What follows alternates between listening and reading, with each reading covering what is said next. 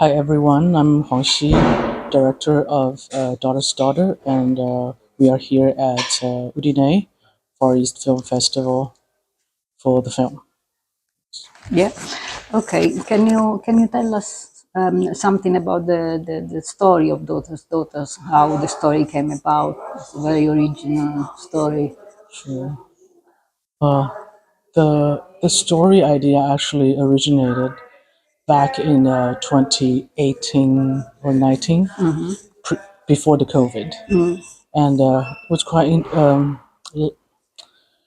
It's a very accidental film inspiration because back then I was 40 something, and then all my friends around me are 40 something, and then they are at a stage of life where they had to consider whether to have a child.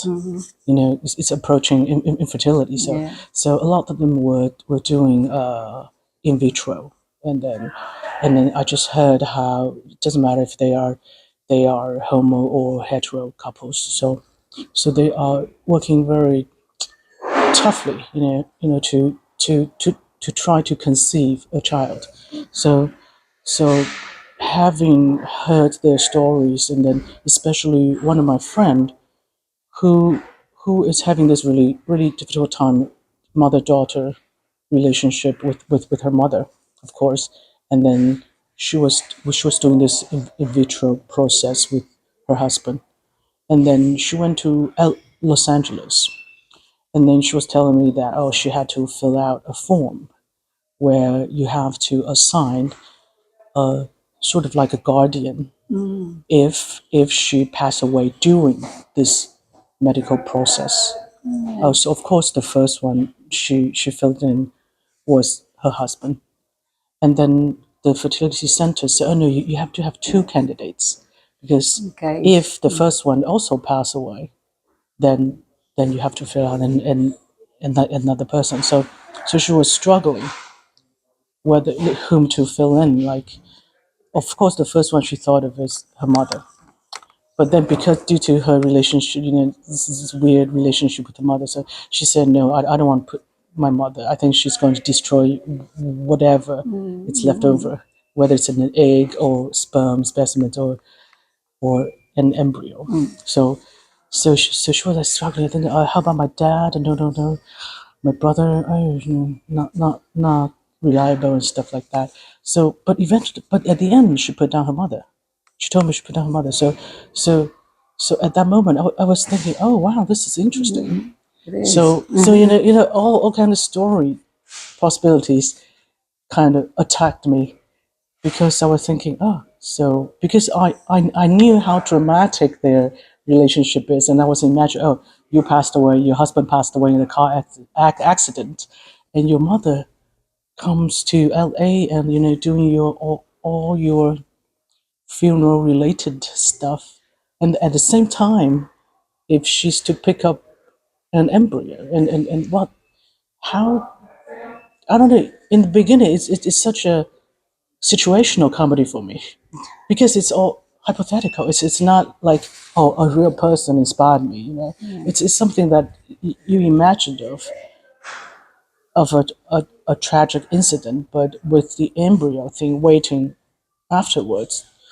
The whole thing just hit me that, well, it's such a great story to explore. It's a So great story. I was taken aback by this concept of the guardianship of the embryo, because it's something that I would never thought that yeah, actually, but so it's actually, it so makes sense, the law. yeah, so that's where I started writing about this story, and then afterwards I had to kind of reconstruct this mother, this mother character. Yeah. And talking about the mother character, Sylvia Chang being not just an actress, but she's also a director herself, Yes. and a producer. So did she contribute to the film in another way apart from acting, and producing it? I know that she produced it, Yes. but did she put any input in the, for example, in the script, or in Yes. some suggestion of direction or things like that? Yes. Actually, Daughter's Daughters is a very special project to me because it's very it's very precious. I don't know if it's precious it's a correct word, but because of COVID, the 2 to 3 years of COVID made us, quarantined at home, and then a lot of the talents they had more time to talk to us, and then so back then, Sylvia, we had more quality time to talk about the story and the character, and then we had time to even set aside for a while and then come back to the story, to the script, or to the character background stories even. Yeah, we had a lot more time to develop the project along the way. So because before COVID, after I finished the script, and it was Hsiao-Hsien back then was the executive producer, and then as soon as we decided it's Sylvia, and then we started right off working with her. But then when the COVID hit, uh, a lot of investors just left because back then we didn't know Then, when yeah. this pandemic's going to stop and or what's going to happen after this hit of pandemic. So we kind of work together purely on the story because we don't know if even this story will be filmed or produced or yeah, we didn't know for sure this project is going to be a film. So, but but somehow because of that quarantine vibe, everyone, even like Sylvia or Karina or Winston, we just kind of chat about it from time periodically, and then so the script get developed along the way, and then it's until I think 2022 I had to really seriously thinking whether we have to move forward to production, yeah, actual shooting. So back then I asked Sylvia, uh, uh, because we have to rearrange the budget. We couldn't have the luxury like we had before the COVID, so we have to lower the budget and then maybe change a lot of the shooting designs. So so she's more than, of course, she's more than an And the actress in the protagonist, film, yeah. yes. And then at that time she wasn't officially the executive producer Ah, yet. okay. It was until I finished my first rough cut, and after she viewed that, and then I was kind of asking her. I said, especially when Ho Shen is retired, and then I think we really need an exit producers to continue to take us to finish off the journey. So she said yes, and that's but she's already done a lot of the producers' works, like for the script. She had a lot of feedbacks whether to, because originally Jing Aisha, the main character she played, is a widow, and then she felt, wow, it's too sad having lost a husband and then the daughter was too much. So okay, we change. Yeah, so it's like this little places that she has some thought she will share with me, and then I'll go back to rework it, and then we kind of shape the film together. Yes. Okay. And talking about the cast that you mentioned, can you say something about the casting process? I believe that was before the COVID Yes. pause, yeah. Yes. And how do you choose Karina Lam, Winston, Chao, Eugene Liu, Yeah. all terrific in Yes. the film? I think the cast came together pretty quickly because when we're choosing the Emma character, we knew we had to find a bilingual or even trilingual Yeah. actress. So there were a few candidates we were looking, And then I remember we met. We had a coffee with Karina, and then we talk about we didn't really talk too much about the story, but more about herself and her family stuff and how she and her mother's relationships like. And then after that, me and my casting director, after the coffee, we just thought she's Edmund. We didn't have to look further. Yeah, and then so it was really quickly, and then Very we would talk to natural. her. It's just so right for her to take on the role, and same with Winston. Yeah, we also need someone who could who has to look like a person who lived abroad for many years. So and and also we had a coffee with him, and then we also didn't talk about the story, and then we talked about Sylvia, and then how he worked with her on another film at his younger days, and also yeah It all makes sense. yeah all came naturally. So I said okay, you are Johnny, yeah, in a way, and his personality in person very mellow Yeah, and just lovely yes, character. lovely. He's lovely and charming, and then still, you can still tell that even though he's like become very macho, unlike his younger days, but you can see that by seeing him, you see how you can sort of know that how Jing Aisha in her younger days will will fall in love with such a guy. So it all just came naturally and say they are a family. Yeah, Yeah, yeah. So nice.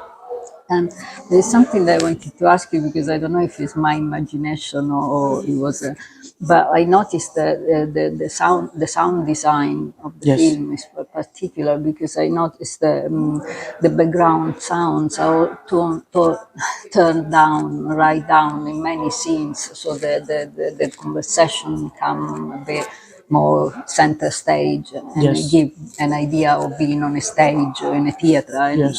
I loved it, but I don't know if it was my imagination or if it's a strategy, your strategy to enhance the dialogues. And because I noticed that New York, for example, is a very noisy city, Yes. but there are no background noises when they are in the flat or chatting. So yeah, something that I wanted to ask you. Yes, thank you for mentioning that because I personally I love sound design. Sound design is a very crucial part for me when I make my film. So we work together with our sound designers where we were I knew we knew New York was very noisy. So we tried in the beginning just to make a more realistic environment of the sound. But then when we watched it with the visual, it didn't look right. Somehow we don't know why, but it just didn't look right. So so we try to follow the characters' emotions instead, and then try to do a very pretentious way of doing the sound. Very. It's just not realistic, but we try to make it very deliberate. Okay, we want you to hear this, and how much of that, it's all designed, and it's not reflecting the realistic sound environments. And then after doing that, we found it's very moving for us to watch and hear that kind of sound together, especially at the scene where Jing Aisha was in the deli, and then our camera is outside Yeah, the glass. Yeah, the glass window, beautiful. Yeah. and then I just told the sound designer, just do whatever you want. This is a magical moment. To me, it's very emotionally driven, and then all the sounds are present there, but do it in a not realistic way. So that the end, and she said. Yeah, So of yeah. course, like the plastic of the cookie wrap, and then how she managed to kind of balance the. So we tried a few, for example, pulling out the background customers, just centered with Jing Aisha. Okay, that was fantastic. Thank Yeah, you so yeah. much. And Because just very few people will talk about sound. and because you're mentioning the cookie stories, it was Yes, heartbreaking. yes, And it was such a touch. yes. Anyway, I wanted to ask you about something that I noticed in this year's selection of Taiwanese movies. They all seems to question deeply the meaning of the family, even Family Matters, Organ Yes, Child, even Gatao, Father and Son has got this family yes.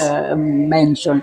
And do you think there is a coincidence, or it's a topic that is becoming more relevant in Taiwan or in the world? The meaning of family, maybe because of this different way to make family now. Yeah, I think family's always been a very major part of film inspirations for Asians.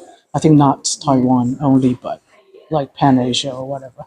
So and it's the I think it's so readily just around you that affecting you every day and shape who you are. So I think as a filmmaker, it's the first thing that comes to you when you think of stories, and then it's a process. I think by telling a family story, it kind of reflecting yourself at the same time, and then so for me it's more of especially making daughter's daughter. It made me to rethink my own relationship with my mother or even grandma. So it's like going back to review yourself and then looking at how you are shaped into who you are Yeah. from your family stuff. Yes. Okay, and in between Missing Johnny and Daughter's Daughters, you directed a TV series, the Twisted Strings. Yes. And so, did you enjoy this different experience? What did you learn from that? Oh, was I loved it because when we made Twisted Strings, it's a totally different kind of methodology where we had so many talents, actors, actresses coming in, and then with each individual episodes. It's like making seven short films at the same time. So we had to work very quickly with the actors. We didn't have the luxury like Daughter's Daughter to really get to know the actors and then talk to them and then back and Lots of forth. coffees. Yeah, no, it's like they come in and right on we have to. We had to actually for Twisted String was very interesting because we had to make everything happen on the set. When shooting, it's like we didn't have time for rehearsals, and Oh wow! it's all like the improvisations are happening at the same time. So all the crews are. I think Twisted String such a training opportunity for our shooting team, where made gave us a much matured work habits when we shoot Don't Stop, because it's actually pretty much this the same team that made Twisted Strings. So it was such a great opportunity to have that Twisted String, to work seven different genres. Actually, you can say very different stories apart from each other. So Yeah, so the formula is very interesting. yes, I love to watch it, but I yeah, wouldn't. Yeah, it's very difficult to yeah. watch these days. Yes.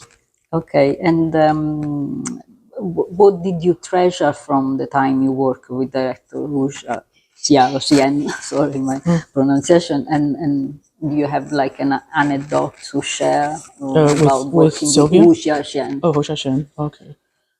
Well, Hsiao-Hsien. it's it's I think when I worked with him when I was younger, I didn't I didn't quite catch like what he was doing, and then often confused and was looking because he's not the kind of mentor that tells you directly why he did this or why he did that. He just left he just left you observe for yourself. And then when I was younger, I I was observing, but I didn't quite know. But it was until the assassins where I don't know why you just I think it's the maturity of myself something. It's you just suddenly you start to understand the way he worked with the actors and why he does this and does that. So I think it's one time there's a journalist asking me what's the difference with working with Sylvia and working with Hsiao-Hsien because they're both very great directors. I said, oh, they are like a very oriental parents because Hsiao-Hsien is like the kind of dad where he will just leave you in the park and then you can play, you can roll, you can do whatever you want and get yourself hurt and then he will ignore you and then you learn from your experience. But Sylvia, on the other hand, is like a mother. She will tell you, no, you know, there's something in front of you, you have to be careful, you know, or this, I think here it's not so right. You go back and you think about it. Yeah. So it's a very different Yeah. styles. Yes. What a fantastic couple of mentors you had. Yes, I was extremely lucky. Yes, yes, blessed. Okay, and what is your view on Taiwanese film industry at the moment? I think it's very diverse. Uh, I think well, thanks to Taika, I think they are really helping us with productions, and then we can try. I think a lot of different filmmakers are all doing his or her own kind of creative works, where I think we're all exploring our own sector, and without have to kind of forced to make films alike, but rather to make very different film. Because when I go to Toronto Film Festival, I met I don't know if you know director Xi Huan Chang. He made the 你放学我才知道的英文是什么 I forgot the English title. Yeah. It's a horror. It's a horror comedy or something. Yeah. So it's very different from Doris Daughter. So it's very exciting to see your other kind of co-workers Yeah. doing very different stuff from you, and then you will be surprised and also inspired by them. So I think it's great that we can continue to explore very different genres kind of films. So. Okay. Oh, Dead Tales. Yeah, yeah, it's very different. Here. Yeah, so it's great to see Yeah, that yeah. how you can also do that, kind of stuff. Okay, good. And last question. Are you working already on a new project? Or you have a new project or Yes, I'm currently writing you're writing at the my next moment? feature. Yes, Okay. yeah. Okay, fantastic. So that's it for me. Okay. And thank you very much. No, thank you so much for your Thank time. you.